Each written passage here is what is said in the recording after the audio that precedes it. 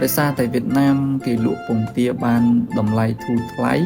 ហើយគេនៅតែចំណេញតែពិតពងទាគេរុញចូល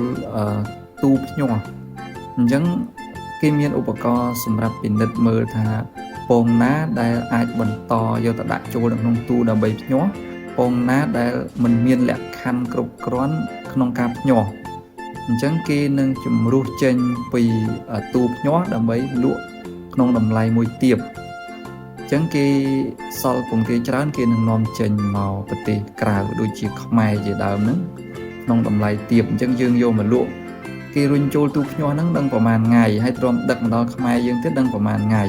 អញ្ចឹងពងទាវាមានបញ្ហាក្នុងការស្អុយខូចគុណភាពយើងហូបទៅវាមិនមានជីវជាតិគ្រប់គ្រាន់ជាពងទាទេទី2គឺតាក់ទងជាមួយនឹងការប្រើថ្នាំបងប្អូនដឹងស្រាប់ហើយវៀតណាមមិនថា